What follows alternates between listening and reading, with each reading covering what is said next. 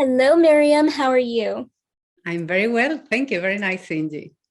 How have you been with COVID and everything crazy going on? It is indeed crazy. And I have been like everybody else, just trying to think about what can you do when you are feeling so disempowered, Yeah. as we did with COVID and now with the war in Ukraine kind of paralyzed because there is very little that we feel that we can do. So I have been trying to do, I imagine that what everybody else has been doing, which is to focus on your most immediate world to try to make a difference there and to try to Okay. see where we can help elsewhere. That's really good. I mean, the war going on, I think, is so sad. My great grandmother actually fled the Ukraine because of the Tsar for religious persecution. So to see this happening again is really sad. I think we all need peace, and especially after COVID, we all need to recenter ourselves. Things have been just so hectic. Now, Inspiring Girls is really amazing. I would love to know how that began. Like, did you wake up one day and you were like, I'm going to find, Inspiring Girls? Like, how did this happen? I'd love to know. Well, almost. And let me say, first of all, thank you to you for all the help that you have always given Oh, to Inspiring Girls, but which makes a huge difference. But it started basically because I had been focusing on gender for a long, long time. I was born in Spain when Spain was still in a dictatorship, and until I was 8, women in my country could not have their own current account, and they could not travel abroad without the permission of their husbands. And people think that that does not happen in European countries, but I am old, but not so old. It oh happened my not God, so that long ago. sounds so demeaning. Whoa. Exactly. And I remember, my mother was one of the few women who worked in my town because I come from a rural environment. And it was a big thing that she had to explain that she wasn't disrespecting my father. So anyway, I had always been focusing on those issues. And I was building up my career, and I started having children. As it happens with most of us, you just focus on your own on your own things. But suddenly I found myself in 2010, because my husband became Deputy Prime Minister of the United Kingdom. I found myself in the middle of media exposure, a media exposure that I didn't seek and nor like. And Oh, it I wasn't struggled flattering? with it. At the beginning, it Oh was a bit, no. yeah, it was a bit difficult because it's like, why is this happening to me? And why do people think, especially journalists, think that I have to be like a flower pot behind this politician, just, being a That's not who nice you ornament are. somewhere there. And I fought mentally against it for a couple of years. And then suddenly one day, I remember I was on holiday and I had this moment of thinking, but why am I fighting this? I should use it for something I love that is that. meaningful. And at that time, I was reading a lot of research from girls, and girl guides in particular do fantastic research on girls. And they were saying that girls feel that they do not have enough access to female role models. So I thought, yeah, great, let's use this unwanted media exposure to try to create a movement I to love. connect girls with female role models. And that is what we do. And since then, we are now in 28 countries, which is great. That is amazing. I actually love the story because so many females, even today, find themselves a shadow of their partner. And, women could do so much. The truth is, they can do anything. So I love that inspirational story of, what? It happened to me too. And here I am, turning this into a beautiful flower garden. Here we go. And I love how you share that with everybody too. So, what would be your favorite campaign you've done with Inspiring Girls? Because you've had like so many so far. Not only the This Little Girl Is Me, but the this one, which was really cool. So, like, what would be like your favorite one that you felt actually moved you to, like, empowered you personally? Well, everything that I do with girls empowers me. And I should say, and I hope that this is a sort of recommendation for any woman or man who may be thinking of supporting this, that we do it for the girls, but very often I think that we are the ones who learn the most from them, and it's a privilege to work with them. But my favorite campaign, and we Mhm. have done a lot, was precisely, you mentioned it, This Little Girl Is Me, that we did on the International Day of the Girl last year. And the reason I invested myself enormously on it. So pretty much all my summer was taken by writing to people like you, saying, please help us and post. And we ask women to post pictures of themselves as a little girl and to say, you know, what advice they would give to themselves or what they were thinking at the time. And I think that is really very important, because when we talk to girls, and we talk to thousands of girls over every single year, a lot of what they still don't understand is that to become somebody like you, Lillee, for example, it doesn't happen just overnight. No, you know? no, girl, moments. No. Exactly, there are bad moments. And it wasn't so long ago that you were exactly like they are right now, and with the same, you know, doubts and aspirations and hopes. So I think that it brought women closer to girls. And to me, it was an important thing, because we started bringing the role models to schools. And that is what we did the first 2 years or so of the campaign. Then we thought, no, hold on a sec, we should do this virtually, because otherwise we are limiting the number of role models. So we did a video hub that we did with Google at the time, well before COVID. So we were very ready for that.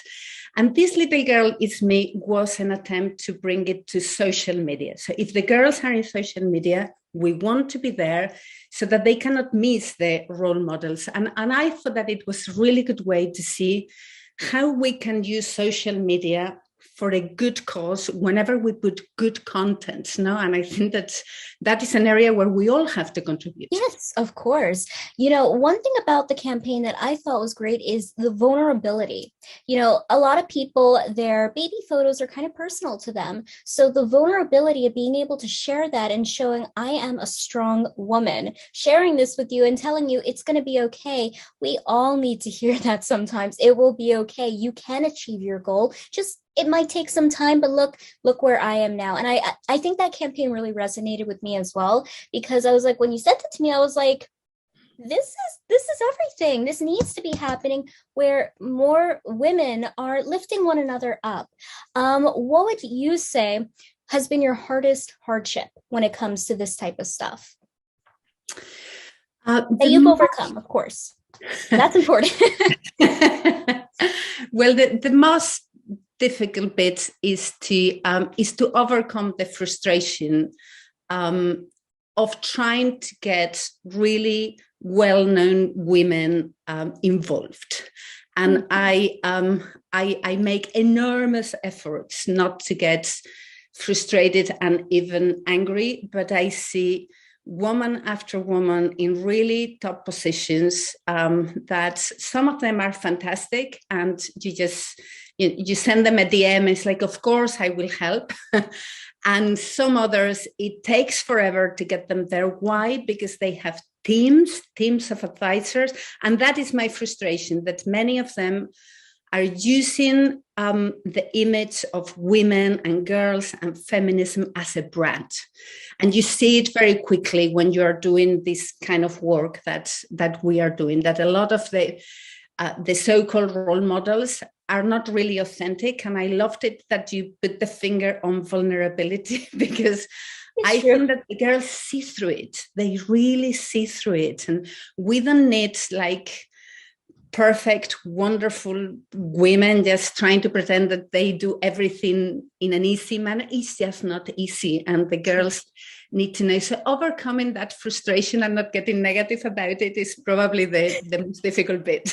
Honestly, you are way better than me, because I'd be so upset. You know, this is an excellent campaign, and anytime you can lend your voice, I think I wrote this to you several times, because I was like, at first I was like, why is she telling me thank you, thank you, thank you? Like, this is something that like you want to do. You want to be able to, when you're in a position, share. You must share. I mean, as humans, we grow from sharing. So I'm actually a little taken back that you were rebuffed like that, Miriam.